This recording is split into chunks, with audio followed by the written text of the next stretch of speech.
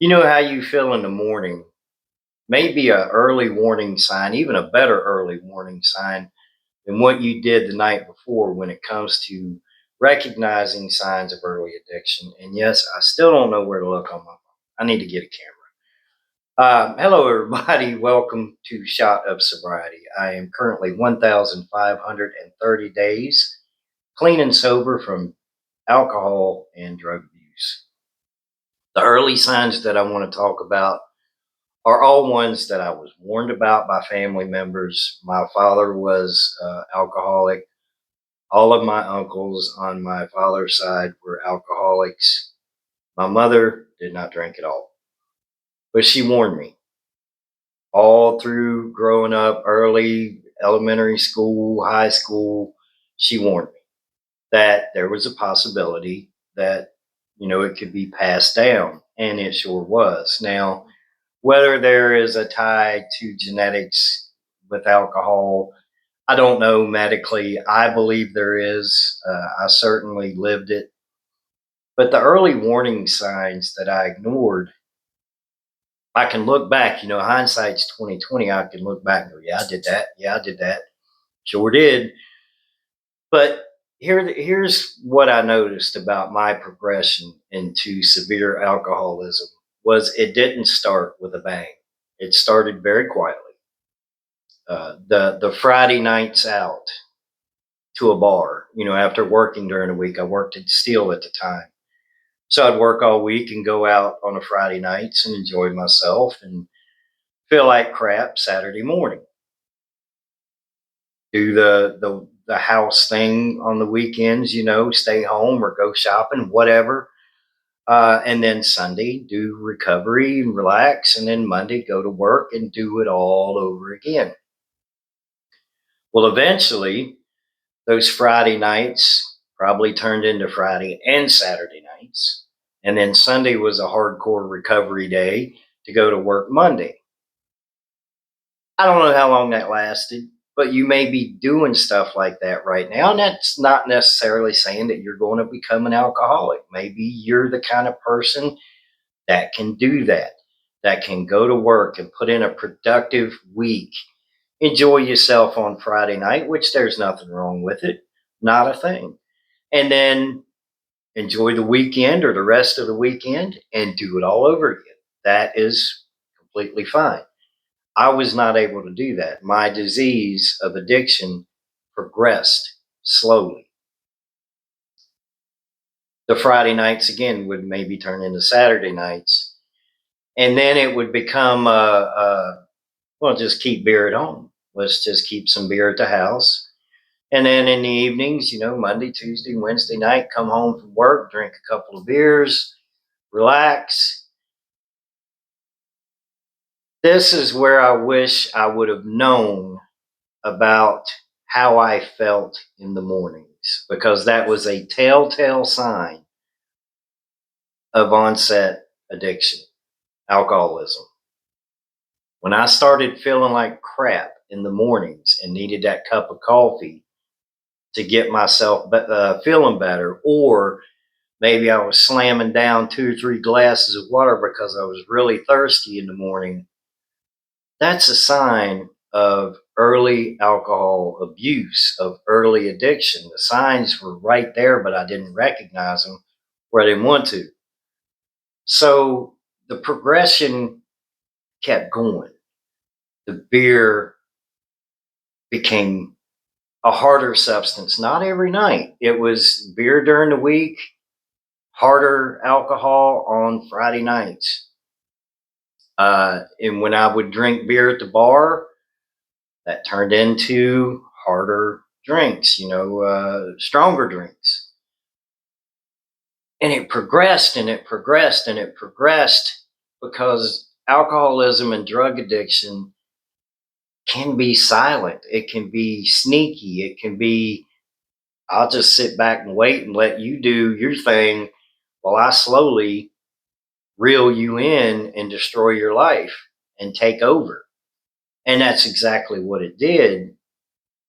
The weekend benders turned into getting drunk every night during the week and getting sick in the morning and going to work feeling horrible and not being able to give a full productive day of work because I felt like shit.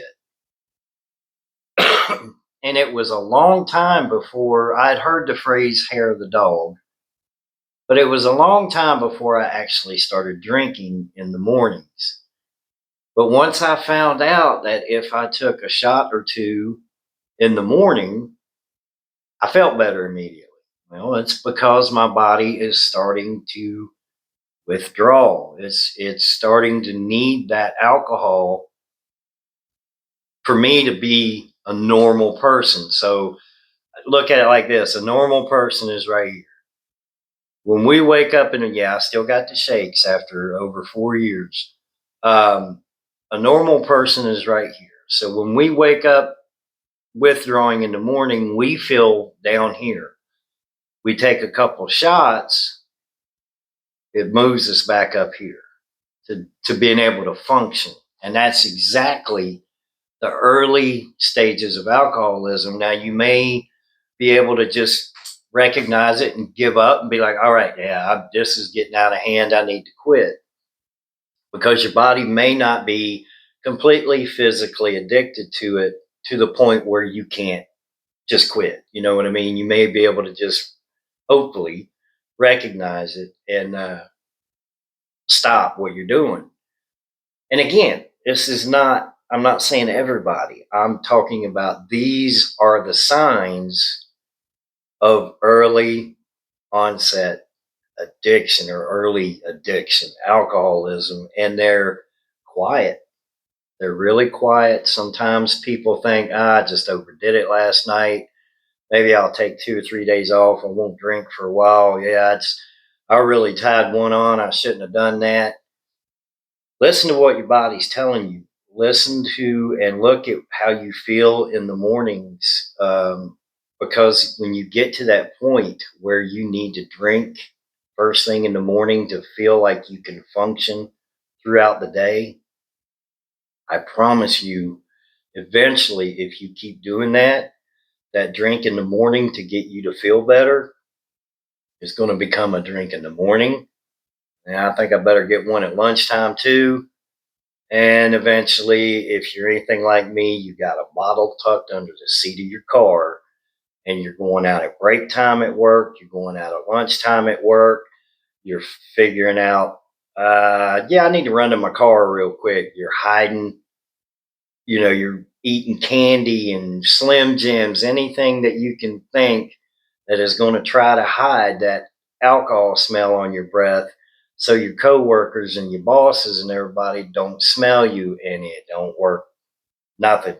I've heard people say you can't smell vodka. Bullshit. You can smell vodka a mile away. Alcohol is alcohol. Now, some alcohol, if it's like a Irish alcohol or a flavored, yeah, you can smell it more. But that's bullshit about vodka not having any odor. Come on, man. My wife could smell vodka on my breath from 30 feet away. She has a nose like a hound, man. She knew when I was drinking. So yeah, don't fall into that vodka doesn't have any smell, because it does.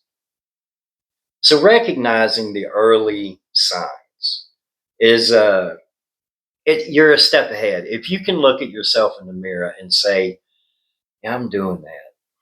Maybe I better take a harder look at myself and what I'm doing here. Or maybe you are the type right now that's going out on Friday nights and you're okay on Monday morning. Just keep in mind that those days that you feel terrible when you wake up, maybe things are not becoming okay. Maybe the alcohol, instead of you controlling your alcohol intake, alcohol is starting to control you. You're starting to live and build your life around the alcohol. And it's very important to understand and to recognize what your body is telling you, especially in the mornings. I can't stress that enough. The morning times will tell you what's going on. Guys, Leave a comment. Let me know if you have some clean time. Leave it in the comments. Let me know how many days you got clean.